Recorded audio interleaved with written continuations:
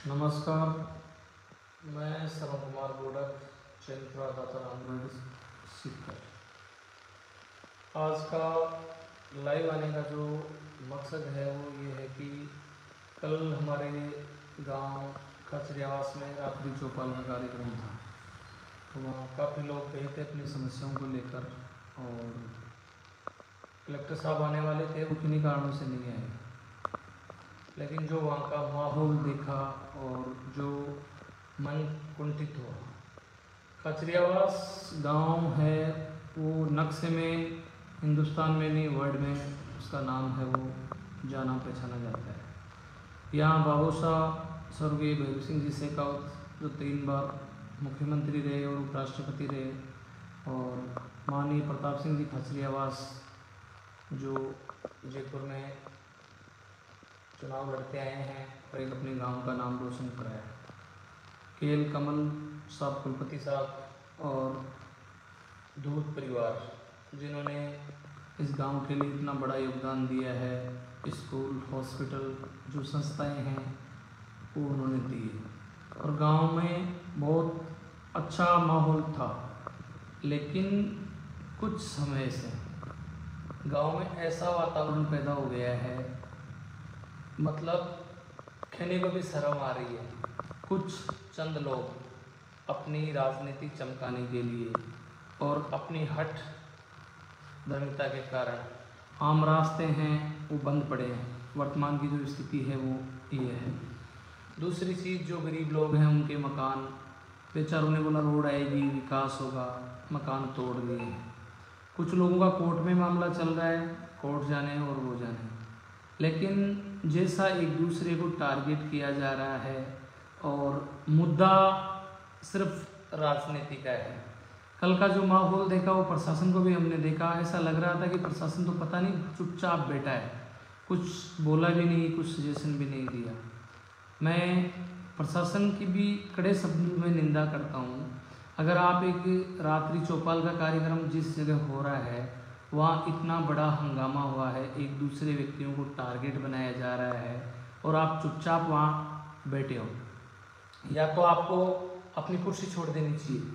और सबसे बड़ी शर्म की बात यह है कि भारतीय जनता पार्टी की सरकार और गांव में चौपाल लगा के लोगों की समस्याएं सुनी जा रही है।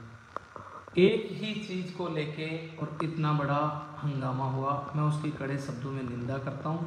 और प्रशासन से भी मैं ये विनम्र अपील करता हूं, जो आम रास्ते जो काफ़ी टाइम से बंद पड़े हैं, आप उचित कानूनी कार्रवाई करें और उचित जांच करें। यहाँ क्या है, राजनीतिक रोटी सेकने वाले लोग हैं, वो जिन लोगों को कोई लेना देना नहीं है, जिनका कोई मकसद नहीं है।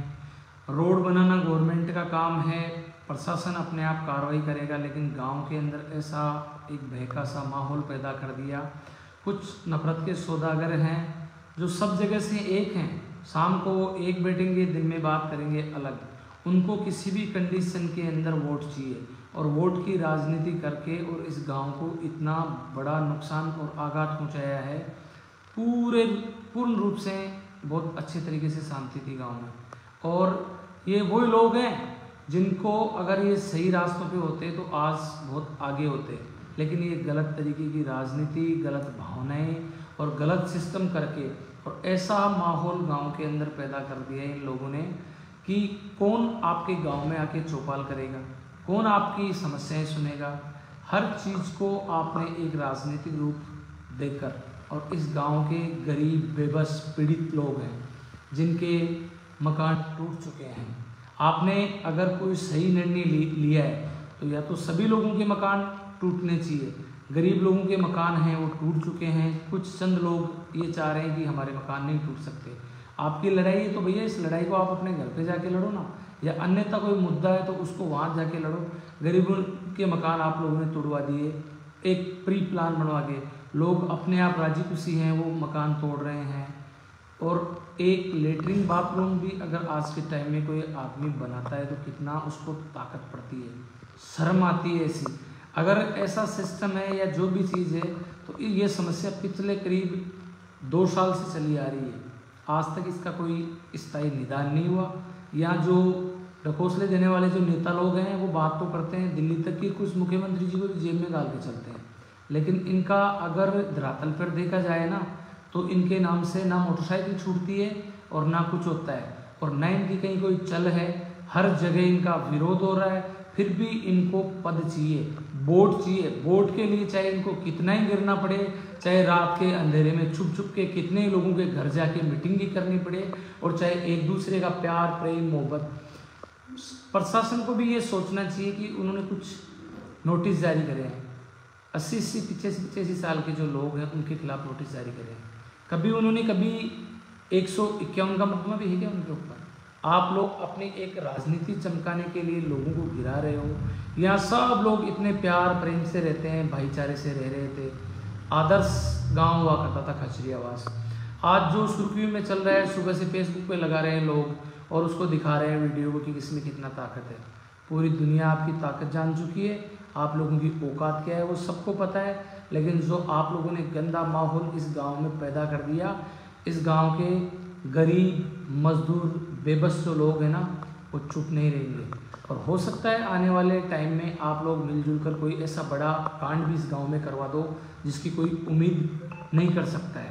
तो मेरा प्रशासन से भी यही विनम्र निवेदन है और गांव वालों से भी एक विशेष अपील है, सब लोग भैया अपने विवेक से काम में लो। ये जो वोट के सौदागर है ना, जो एक रात में आता है और एक दिन में आता है, इनको किसी भी कंडीशन में राजनीति चाहिए। ये एक जगह उद्घाटन कर रहे हैं, दूसरी जगह उसकी शिकायत कर रहे हैं।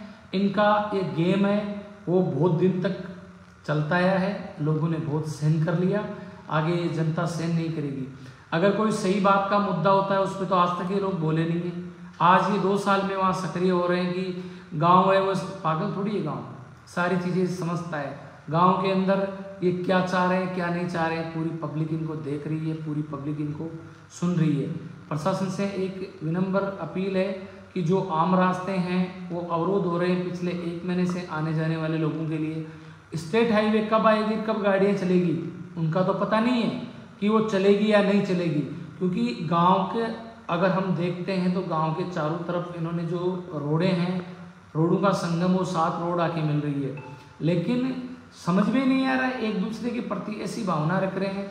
और सरपंच साहब ने अगर आगे चल के पहल कर दी, उनका डंडा इन लोगों ने उनको टॉर्चर करके तुड़वा दिया, तो या तो उस अपनी बात पे रहो, और बात पे नहीं रहना है तो एक बैठ बाट के कोई मीटिंग करके समझौता करके आपसी जो भी चीज़ है तो उस मतभेद को तो मिटाओ ना। आप गाँव में लोगों को टारगेट कर रखा है आप लोगों ने, और कल के लिए बहुत शर्मिंदा है हम लोग कि जो चौपाल लगाने के लिए लोग आए थे वो एक गरीब और जिन लोगों की समस्याएं थी उनको सुनने के लिए आई थी, न कि आप लोगों ने जिस प्रकार से एक राजनीतिक द्वेषता और नफरत के सौदागर और पद के लालची भूखे भेड़ियों की तरह हो। आपकी औकात क्या है वो सबको पता चल गई। आपने कैसा भद्दावा प्रदर्शन करा है वो पूरे जिले ने ही नहीं राजस्थान में भी देखा है, और सब लोगों ने देखा है। गलत बात के लिए आप कभी बोल ही नहीं सकते हो। आपको किसी भी कंडीशन में बस अपनी राजनीति चमकानी है, तो पूरी जो जनता है वो आपस में प्यार प्रेम से रह रही है, उसको रहने दो। और जिन लोगों के मकान अगर आप लोगों ने तुड़वा दिए हैं, ना गवर्नमेंट उनको मुआवजा दे सकती है, ऐसा नियम नहीं है। आपने अपनी राजनीति चमकाने के लिए अगर वो चीज़ें कर दी है तो या तो जल्दी से जल्दी उनके मकान वापस बनवाओ, या आप अपनी बात पे रहो। अगर नियम सबके लिए बराबर है और अगर आप सब लोगों ने तैयारी करी है तो उस बात को आप निभाओ ना। यहाँ आके राजनीतियाँ करवा रहे हो, बिना मतलब किसी के गरीबों के मकान तुड़वा दिए हैं और ये कर रहे हो, बहुत गलत। और जिस भाषा का प्रयोग कल शाम को चौपाल में किया गया, मैं ऐसी भाषा की भी खड़े शब्दों में निंदा करता हूँ। अगर कल हम लोग वहाँ बोलते या कुछ और करते तो हमारी भी गिनती आप जैसे लोगों में होती कि इनको भी किसी चीज़ का स्वार्थ है, और सुबह से शाम तक कई फ़ोन आ जाते, ना हमें राजनीति करनी है ना हमें और कुछ करना है। लेकिन जो गांव अच्छा है उसको अच्छा रहने दो, नफरत मत फैलाओ। धन्यवाद। जय हिंद, जय भारत।